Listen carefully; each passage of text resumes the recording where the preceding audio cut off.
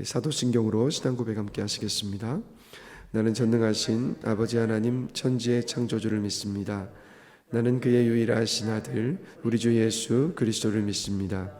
그는 성령으로 잉태되어 동정녀 마리아에게서 나시고 본디오 빌라도에게 고난을 받아 십자가에 못 박혀 죽으시고 장사된 지 사흘 만에 죽은 자 가운데서 다시 살아나셨으며 하늘에 오르시어 전능하신 아버지 하나님 우편에 앉아 계시다가 거기로부터 살아있는 자와 죽은 자를 심판하러 오십니다.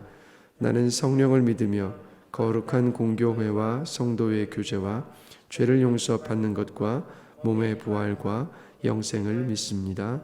아멘. 네, 오늘 함께 보실 말씀은 마태복음 11장 2절부터 11절까지 말씀입니다. 마태복음 11장 2절부터 11절까지 말씀 함께 보시겠습니다. 우리 한 절씩 교독하면서 읽겠습니다. 요한이 옥에서 그리스도께서 하신 일을 듣고 제자들을 보내어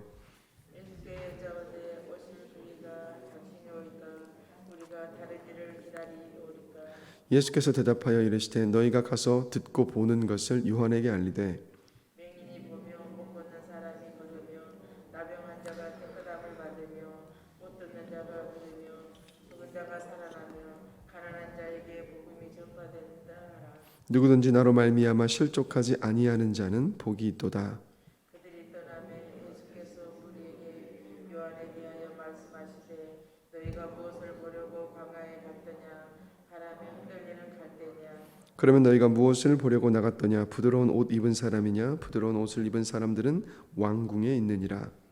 그러면 너희가 어찌하여 갔더냐. 선지자가 보기 위함이더냐.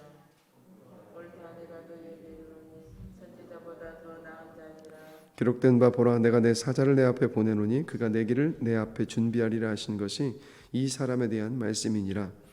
내가 진실로 너희에게 말하노니 여자가 낳은 자 중에 세례 요한보다 큰 이가 일어남이 없도다. 그러나 천국에서는 극히 작은 자라도 그보다 크니라. 아멘. 세례 요한은 예수님께서 오시기 전에 그 오실 길을 예비했었던 마지막 선지자입니다.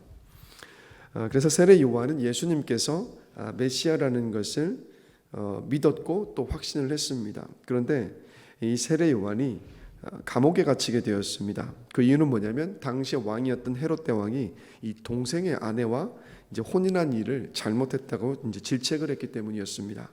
그래서 감옥에 갇혀 있으면서 세례 요한은 내가 의를 행하면서 감옥에 갇혀 있다. 그런데 정말 저분 예수님이 내가 기다리고 또 확신했었던 메시아시라면 나를 이 감옥에서 풀어 주실 것이다, 나가게 해줄 것이다 라는 그 생각을 하고 있었습니다. 왜냐하면 메시아가 이 땅에 오시면 공의로 이 세상을 통치하시고 잘못된 것을 바로잡으실 것이란 잡으시는 분이시기 때문에, 그래서 세례 요한은 그런 생각을 가지고 있었습니다. 그런데 예수님은 감옥에 갇혀 있는 세례 요한을 꺼내주질 않으셨죠.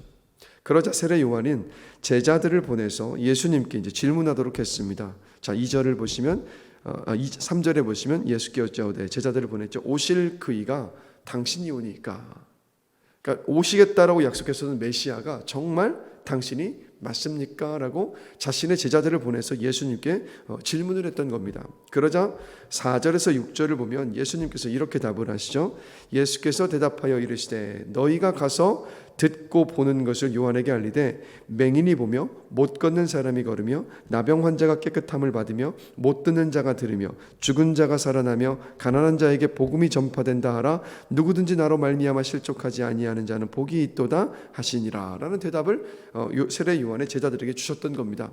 지금 예수님은 구약 성경 이사야의 메시아에 대해서 예언되어 있었던 메시아가 이 땅에 오시면 하실 일에 대해서 예언했던 그 말씀을 인용하시면서 세례 요한의 제자들에게 답을 하신 거예요. 그래서 예수님의 이 말씀은 이런 뜻입니다. 구약 성경에 메시아가 오면 이 땅에서 할 일에 대해서 말씀하고 있다. 지금 내가 예언된 대로 그렇게 지금 행하고 있다. 내가 바로 구약 성경이 예언하고 기다리던 메시아가 맞다라고 세례 요한이 보낸 제자들에게 예수님께서 답변을 하셨던 겁니다. 그러니까 비록 세례 요한이 메시아이신 예수님을 맞을 준비를 하라고 외쳤지만 세례 요한도 안타깝지만 자신이 만들어 놓은 메시아, 그러니까 메시아라면 이런 분이셔야만 해라고 생각하고 있었던 그 메시아를 기대하고 있었던 겁니다. 그래서 예수님은 세례 요한이 생각하는 자신이 만들어 놓은 메시아가 아니라 구약 성경에 예언된 메시아가 바로 나라는 것을 말씀을 인용하시면서 세례 요한에게 다시 한번 확인시켜 주셨던 겁니다. 자, 그런데 여러분, 우리도 신앙생활 하면서요, 세례 요한과 같은 실수를 범한다는 겁니다. 어떤 실수냐면 내가 만들어 놓은 하나님, 그 하나님을 믿는 경우들이 많아요. 그러니까 하나님은 이렇게 하시는 분이야, 하나님은 이렇게 하셔야 해라고, 그러니까 나의 어떤 경험 아니면 내가 보고 들었던 것을 가지고 생각해놨던 그 하나님을 믿는 경우들이 많습니다. 그래서 내가 생각했던 대로 하나님께서 일하시지 아니면 내가 바랬던 대로 뭔가 내 상황이 풀리지 않게 되면 하나님을 원망하고 혹은 하나님을 믿는 믿음까지도 버리게 되는 일들이 생겨난다는 겁니다. 그런데 여러분, 저와 여러분들은요, 내가 만들어 놓은 하나님을 믿는 것이 아니라 또 내 신념을 믿는 것이 아니라 우리는 누구를 믿느냐면 바로 성경이 말씀하시는 하나님, 성경이 말씀하고 있는 예수님을 믿는 사람들이 바로 여러분 그리스도인인 줄로 저는 믿습니다.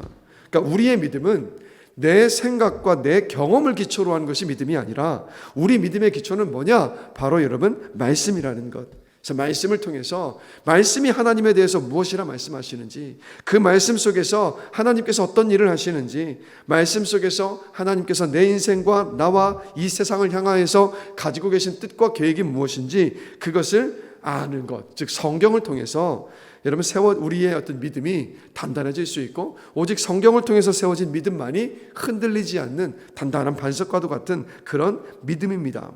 그렇기 때문에 내 상황과 현실을 볼 때 의심이 생기고 신앙과 또 믿음이 흔들리고 있다?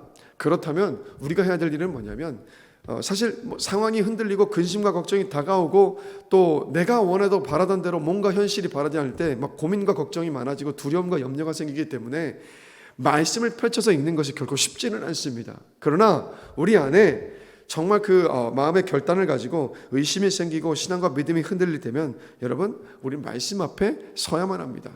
오직 그 말씀만이 우리의 심령을 다시 한번 새롭게 하고 흔들리던 믿음을 바로잡아주고, 그리고 현실과 눈앞에만 바라보고 있던 그 상황이 아니라 말씀 속에서 하나님, 그 하나님을 찾고 발견하고 그 하나님께 우리의 시선을 온전히 맞출 수 있습니다. 그럴 때 그 근심과 걱정과 염려 가운데에서 우리가 일어설 수 있음을 저는 확신합니다. 그래서 이런 말 있지 않습니까? 우리 눈을 뜨면 눈앞에 현실과 상황이 보이고, 눈을 감고 기도하면 우리 현실과 상황을 뛰어넘어서 일하시는 하나님이 보이기 시작한다. 그래서 우리가 기도하는 이유가 바로 여기 있지 않습니까? 우리가 새벽에 와서 기도하는 이유도 바로 눈에 보이지 않으시지만 일하시고 계시는 그 하나님을 보기 위해서, 하나님을 만나기 위해서, 하나님께 맡기기 위해서인 줄로 믿습니다. 여러분, 이렇게 해서 세례 요한이 예수님께 답을 받고 제자들이 떠나가자 예수님께서 7절부터 10절까지에 걸쳐서 이제 세례 요한에 대하여서 이렇게 말씀을 하시죠. 예수님의 제자들에게. 자, 우리 7절부터 10절 말씀을 다 같이 다시 한번 읽어보겠습니다. 그들이 떠나매 예수께서 무리에게 요한에 대하여 말씀하시되 너희가 무엇을 보려고 광야에 나갔더냐? 바람에 흔들리는 갈대냐? 그러면 너희가 무엇을 보려고 나갔더냐? 부드러운 옷 입은 사람이냐? 부드러운 옷을 입은 사람들은 왕궁에 있느니라. 그러면 너희가 어찌하여 나갔더냐? 선지자를 보기 위함이었더냐? 옳다. 내가 너희에게 이르노니 선지자보다 더 나은 자니라. 기록된 바 보라, 내가 내 사자를 내 앞에 보내노니 그가 내 길을 내 앞에 준비하리라 하신 것이 이 사람에 대한 말씀이니라. 아멘. 이렇게 예수님의 제자들에게 세례 요한에 대해서 말씀을 하셨어요. 그러니까 예수님의 제자들도, 다른 이스라엘 백성들도 세례 요한이 정말 선지자가 맞는가? 어떤 그런 의심도 있었습니다. 근데 이들이 이제까지 보고 알고 있었던 종교 지도자들은 화려한 옷과 부귀 영화를 누리고 있었던 대제사장들과 바리새인들과 서기관들이었습니다. 반면에 세례 요한은 어떤 사람이었냐면 광야에 살면서 가죽옷을 입고 석청을 먹으면서 지냈었던 사람이었습니다. 그러니까 이 모습을 보면서 많은 사람들이, 따르는 사람들도 있었지만 정말 이 사람이 하나님이 보내신 선지자가 맞나 하는 그런 의심을 가지고 있었다는 거죠. 그래서 하나님이 보내신 선지자라면 저렇게 행색이 남루할 수가 없다, 저렇게 감옥에 갇혀 있을 수 없다라는 그런 생각들을 가지고 있었습니다.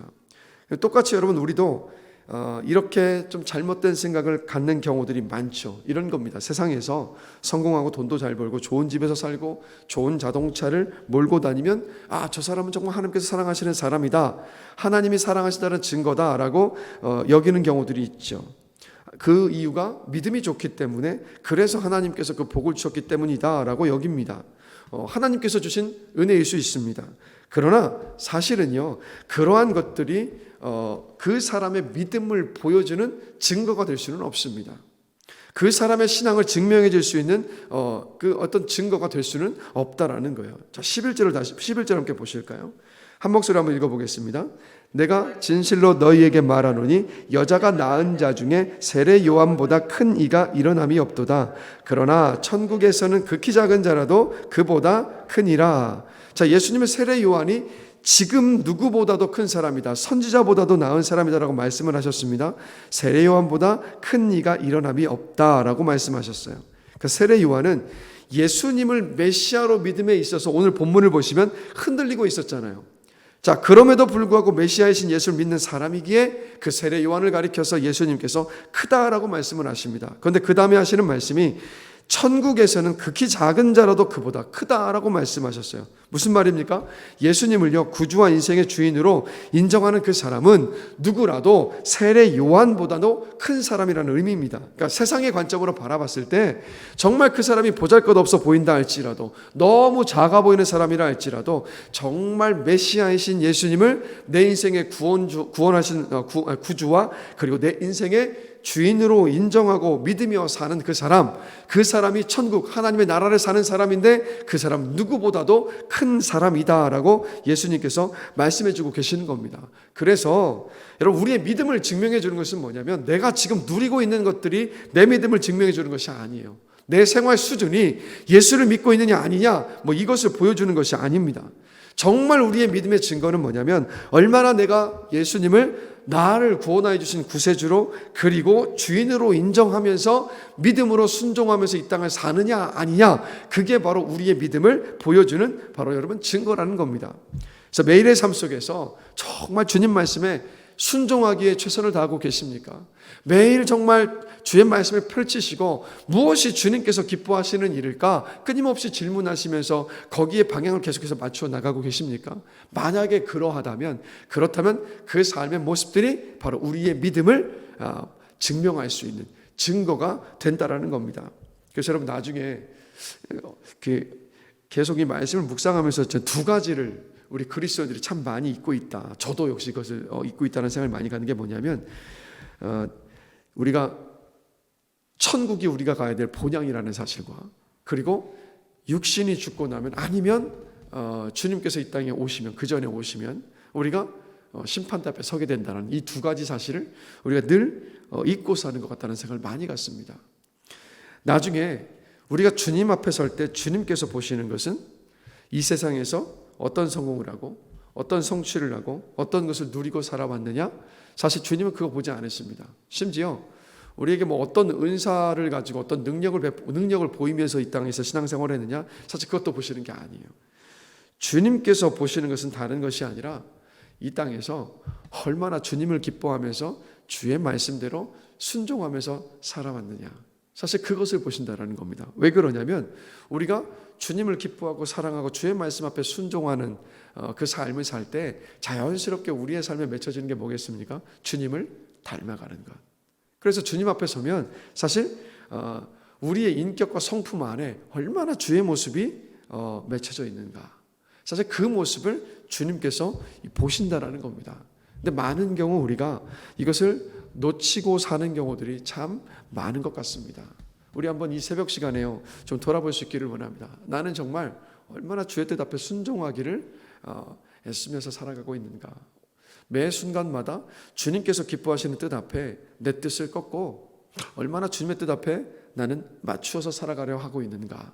내 삶 가운데 정말 어떤 모습에서 이제는 예전에 내 모습이 사라져가고 예수님의 모습이 그래도 조금이라도 내 안에 맺혀져 가고 있는가.